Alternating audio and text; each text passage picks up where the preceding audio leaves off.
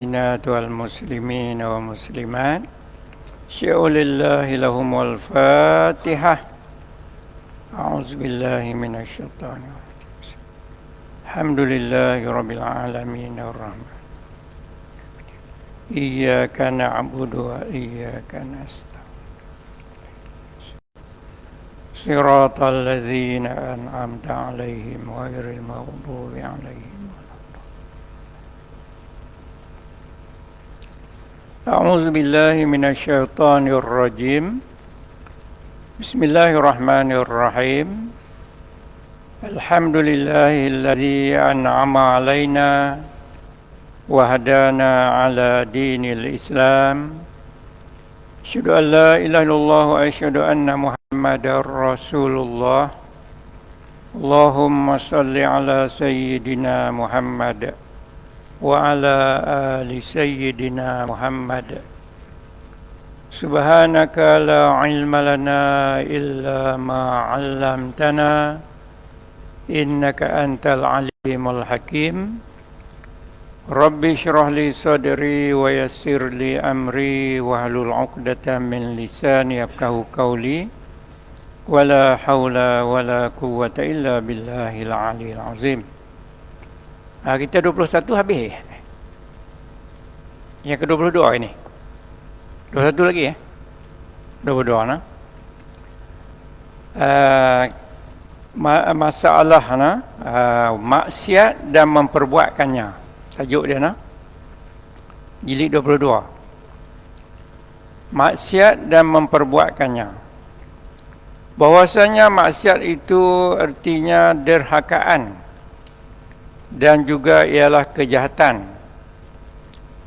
Maka derhakaan atau kejahatan itu ada besar dan ada kecil, yakni ada darjatnya tinggi dan rendah, seperti meninggalkan sembahyang dan puasa dan zakat, dan derhakakan ibu bapa, dan mencuri dan berzina dan mengacum.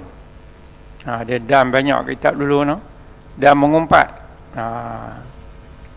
Dan menjadi saksi bohong, minum arak, makan riba dan lain-lain berapa banyak, maka itu bernama maksiat tinggi ataupun maksiat besar, ataupun dipanggil dosa besar. Adapun maksiat kecil itu banyak juga, tidak terhinggakan. Maka tiap-tiap maksiat besar itu ialah berdosa besar ke atas orang yang mengerjakannya. Dan siapa ada mengerjakan maksiat itu, sama ada besar atau kecil, tiada lepas daripada azab Allah melainkan taubat. Dan dosa-dosa kecil itu ada banyak, ada amal yang kifaratkan dia.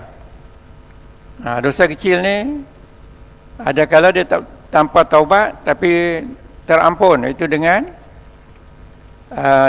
mengamalkan kebaikan. Misalnya dia melakukan kebaikan, luahlah dosa kecil tu ataupun dia kena musibah, kifaratlah dia kata.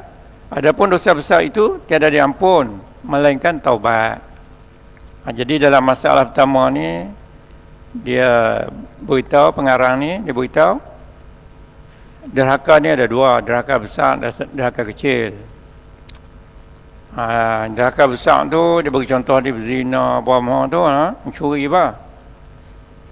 Satu lagi derhaka kecil, seperti dia tak beri contoh sini seperti kita melihat kalau lelaki itu melihat perempuan ajnabi dengan pandangan yang kedua selepas pandangan pertama, jadi itu dipanggil dosa kecil. Dosa-dosa ini luruh dengan apa orang kata melakukan kebaikan ataupun kena musibah. Dosa besar kena bertobat dan memenuhi syarat-syarat taubat. Itu kita sedia maklum. Innal hasanat yuzhibna sayyi'at. Semuanya kebaikan yang kita lakukan itu menghapuskan dosa-dosa tu. Sebab tu ada sebabun nuzul, sebab-sebab turun ayat. Ada seorang sahabat, dia beritahu kepada Rasulullah, dia menyentuh, tersentuh, menyentuh bukan tersentuh, menyentuh wanita ajnabi. Jadi maka turunlah ayat innal hasanat yuzhibnas sayyi'at. Sebenarnya kebaikan yang kamu lakukan selepas itu mengkifaratkan dosa tadi. Terampun. Dan dalam riwayat yang lain kita kena duri, sakit, itu loroh dosa-dosa kecil. Tapi walaupun begitu, Imam Ghazali kata dosa-dosa kecil ini dia boleh jadi besar. Di antaranya apabila kita mengekalkan melakukan dosa kecil. Maksudnya kita buat selalu. Kan? Buat selalu. Kan? Macam himpun duit. Himpun kecil-kecil lama-lama dia besar. Kan? Dosa kecil yang dibuat berterusan. Berterusan. Itu dia akan berhimpun jadi dosa besar juga. Tapi kalau dia buat kebaikan, jatuh dosa kecil, buat kebaikan luruh, dosa kecil, buat kebaikan luruh, jadi tak jadi dosa besar. Ini maksudnya orang yang buat dosa kecil tak ada kebaikan, ataupun musibah pun tak kena. Istidraj, Tuhan istidrajkan dia. Dosa tu dia berhimpun. Itu kata ulama. Baiklah. Jadi kita faham tu, dosa besar, dosa kecil. Dosa besar wajib taubat, dosa kecil ini terhapus dengan kebaikan yang kita lakukan, ataupun kita kena musibah, bala. Yang kedua, masalah maksiat itu wajib atau orang yang mengetahuinya melarangnya. Maka siapa melihatkan saudaranya memperbuat maksiat, wajib atasnya melarangnya serta ingkarkan perbuatannya itu sebesar-besar ingkar. Tidak boleh seduduk dengan mereka itu dalam satu majlis, dan tidak boleh makan sama-sama setalam dan minum sama-samanya, kalau kita mengetahuilah. Maka siapa menyalahi demikian itu tidaklah ia bernama orang yang ingkar, bahkan bernama orang yang menyukakan dan menyertakan. Kalau orang tu buat maksiat, dia kata sini, jangan kita sukakan dengan dia tu, maksudnya kita benci dalam hati. Ini berdasarkan hadis yang kita sudah maklumlah, dalam hadis 40 tu, man ra'a minkum munkaran falyughayyirhu biyadihi wa in lam yastati' fa bilisanihi wa in lam yastati' wa biqalbi wa zalika ataful iman.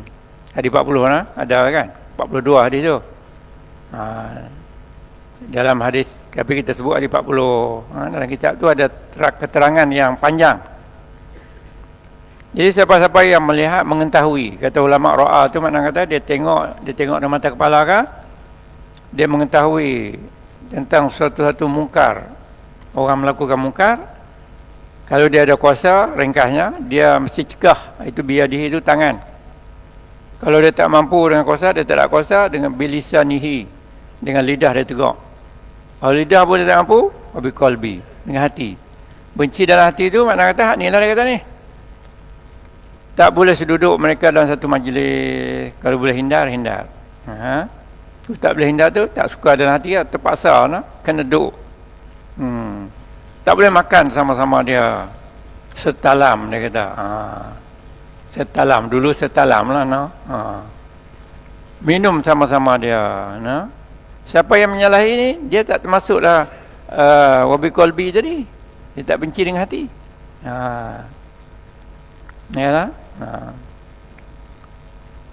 Kecuali ada ulama juga kata kalau dia pergi tu dengan tujuan nak dakwah dia. Dakwah tadi biar bila lisanihi lah kan. Tapi kalau satu tak boleh, dua tak boleh, kena tiga. Yang demikian tu selemah-lemah iman. Ada iman juga. Jangan adalah wafi riwayatin. Dia kata tak ada iman lepas tu. Wal'ayazubillah.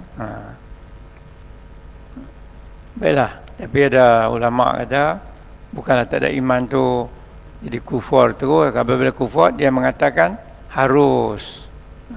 Tapi kalau dia ingkar juga, makna kata termasuk juga dosa kerana bersama-sama dengan orang yang melakukan maksiat. Bermula dalil yang menunjukkan atas demikian itu ialah sebagai hadis yang dikeluarkan oleh Abu Isa Tirmizi dengan katanya, An Abdullah bin Mas'ud qala Rasulullah sallallahu alaihi wasallam lamma waqa'at Banu Israila fil ma'asi nahatuhum ulama'uhum falam yantahu. Atau kama qala. Diriwayatkan daripada seorang sahabat bagi Nabi sallallahu alaihi wasallam namanya Abdullah bin Mas'ud radhiyallahu anhu, ataupun dia terkenal dengan Ibnu Mas'ud. Katanya telah bersabda Rasulullah sallallahu alaihi wasallam, tak kala jatuh dan berlaku Banu Israel di dalam maksiat, kemudian daripada wafat nabinya, apabila Nabi depa wafat, dia pengikut itu melakukan maksiat, ditegahkan mereka itu oleh ulama-ulamanya daripada mengerjakan maksiat. Ulama-ulama tok-tok alim ni larang, dan disuruh serta dinasihat oleh ulama-ulamanya akan mereka itu berhenti daripada membuat maksiat itu. Maka tiada berhenti mereka itu daripada maksiatnya. Dia peranan mereka larang lah.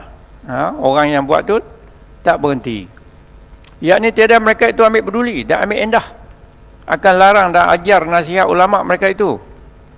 Bila dilihat oleh ulama-ulama mereka itu akan orang yang buat maksiat itu tidak mahu berhenti, dan tidak mereka itu ambil endah akan larangnya, lalu berhentilah ulama-ulama itu daripada melarangnya. Dia kata larang tak erti, tu suruh larang.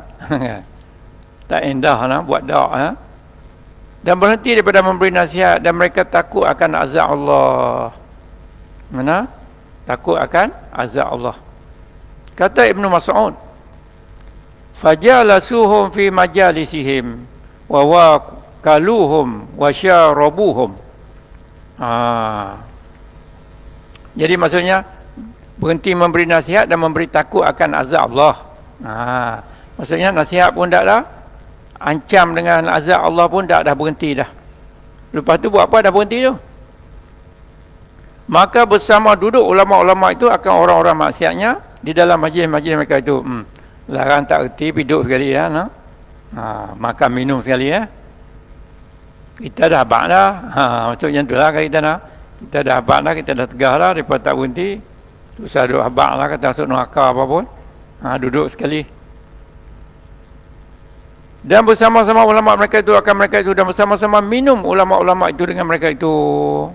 Pergi makan minum sama mereka. Kan? Apa jadi? Kita tengok lagi nak. Kalau zaman Nabi Daud dulu, mereka tu jadi apa? Qiradatan wal khanazir. Masuk yang habis duduk sekali tu jadi juga kera-kera. Jadi kera dan babi. Itu dia. Itu kalau kita baca apa? Ashabul Aikah. Ashabul Aikah satu ataupun orang yang melanggar tangkap ikan hari Sabtu. Adalah kalau kita baca dalam sirah, kisah Tuhan ubahkan mereka itu jadi rupa binatang. Yang ketiga, bercampur dengan orang yang buat maksiat. Campur dengan orang yang buat maksiat. Apatah lagi dia cegah apa pun tak, larang pun tak, pergi campur semata-mata. Ini dah cegah dan larang pun tak dengar, pergi campur pula pun tak boleh. Maka dengan hadis yang tersebut dalam masalah-masalah itu menunjukkan ia akan tiada boleh campur duduk dan semakan seminum dengan orang yang buat maksiat itu.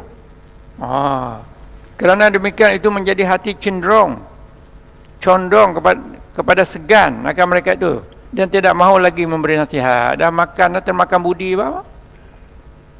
Bila kawan tu bagi makan, minum, apa hadiah apa semua, dia pun dah jadi segan dah nak tegak. Malu Allah orang panggil, kita panggil malu Allah. Dan jika memberi nasihat akan mereka itu beserta campur gaul seperti yang tersebut, boleh jadi ejek-ejekkan mereka itu juga. Dia kata sebab dia duduk sekali. Tetapi ditegur dan diajar serta nasihat melarang daripada maksiat, serta jauhkan bercampur dengan mereka itu. Apabila tidak mereka itu berhenti daripada maksiat, maka jadilah ajaranmu dan laranganmu itu boleh jadi memberi bekas Jadi kita macam boykot lah kan. Jadi kita larang dia tak dengar, tak usah duduk makan minum dengan dia. Kemungkinan dengan kita buat yang tu boleh beri kesan, oh ni mereka tak suka sebab kita buat maksiat, kita kena tinggal. Dan tidak Tuhan jadikan dirimu tu tertarik masuk berbuat maksiat seperti mereka itu, sebagaimana tertarik ulama-ulama Bani Israel. Tak kala mereka bercampur gaul, semakan seminum dan duduk satu majlis dengan orang-orang ahli maksiatnya itu, maka itulah sabda Nabi, fadaraballahu quluba ba'dihim bi ba'd. Maka dipukul Allah Ta'ala akan hati setengah mereka itu dengan setengahnya. Apa maksud dipukul tu? Yakni dicampur hati orang yang alimnya seperti jahilnya, dan yang jahilnya seperti alimnya, tidak mahu melarang, bahkan mahu memperbuat maksiat itu bersama-sama. Ataupun dengan sebab tidak melarang, masuk hukum sama-sama kerana ia sebagai menyuka, dengan sebab tiada ia menunjuk dirinya membantahi. Jadi masuk hukum orang yang melakukan maksiat. Tuan alim tu pun dia kira melakukan maksiat. Wala'iyazubillah. Dia ada ilmu. Tu yang ketiga. Walaupun mungkin setengah, oh ini nampak keras, tapi itu hukum. Hukum. Tak boleh, apa orang kata, berkompromi. Orang lah panggil berkompromi dalam perkara maksiat. Okay? Tengok kemampuan. Tu kayak kemampuan yang tiga lah, dengan hati. Hati pun tak boleh duduk. Laknat Nabi ke atas Bani Israel. Laknat tu maksudnya kutukan ataupun dijauhkan rahmat. Orang-orang yang dikutuk tu maksudnya dijauhkan daripada rahmat Allah. Iaitu tak kala berbuat derhaka Bani Israel pada hari Sabtu dengan membuka empang kolam-kolamnya supaya masuk ikan pada hari itu, kemudian dikatupkan dan ditangkap ikan-ikan itu pada hari Sabtu. Mereka setengah mufassirin, jadi mereka ni dilarang tangkap ikan hari Sabtu. Dia buat satu empangan macam kolam tu, dia lepas air bagi ikan tu masuk hari Sabtu tu, tapi dia tak tangkap, dia tak ambil, dia ambil hari Ahad. Dia apa, helah, dia panggil helah. Helah. Waktu ada satu kaedah bersiasah dalam perkara yang haram, dihukumnya haram. Maksudnya dia puasah lah bahasa kita, puasah nak bagi haram tu jadi halal. Duk puasah tu pun dia kira haram, haram juga. Berhelah macam mana nak bagi boleh ni, macam tu lah. Tahayyalu ilal haram fa huwa haram. Macam mana kita nak bagi boleh ni, benar tu tak boleh. Benar tak boleh, cari jalan nak bagi boleh, tu pun haram lah. Usul fiqh, dalam kitab usul fiqh depa ni puasa Sabtu tak boleh tangkap, tak apa, kita buat kolam tepi tu, kita buka, bagi ikan pun masuk, kita ambil hari Ahad. Nampak macam okey juga, bukan tangkap hari Sabtu. Nampak dari segi akal, dari segi akal. Kaedah tu bukan sebab tangkap ikan, buat macam-macam dalam kehidupan kita ni. Ni tak boleh, tak boleh macam mana kita nak bagi boleh kan. Itu kan. Macam orang buat, kalau orang dulu sebab tu ada setengah ulama dia fikir macam ni lah. Orang dulu kalau bersanding tu tengah malam. Sanding tengah malam kan. Bersiap tengah malam tu, kita yang budak-budak ni tidur dulu. Dia panggil pula, budak-budak pun makin tengok. Okay? Jadi yang nak bersanding tu, dia tak boleh lena malam tu. Apa nak bersanding lagi? Kalau lena pun kena menerak, sebab dah rambut set semua lah kan. Tapi tak lena lah pasal malam tu Jadi dia bersanding, dia buat bentuk bersanding, pun pakat tengok, tonton semua. Zaman lah dia tak buat macam tu dah.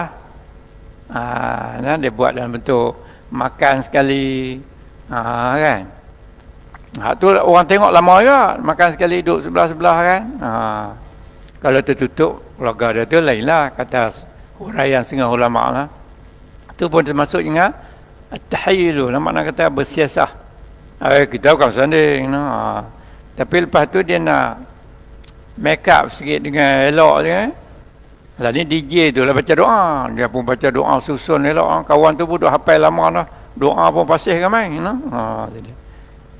Orang duk pergi makan pun, kadang-kadang makan pun, tengah duk makan, duk doa tu, berhenti dulu lah, doa tu. Kan? Makan terus ya. Kan? Macam mana pula kalau kita ni yang pi pula duduk bersama tu pula, termasuk layak tadi. Tapi kalau tak duduk bersama, tak kena, tak makan lah. Dia dalam dilema akhir zaman ni, itu bergantung pada iman seorang tu lah.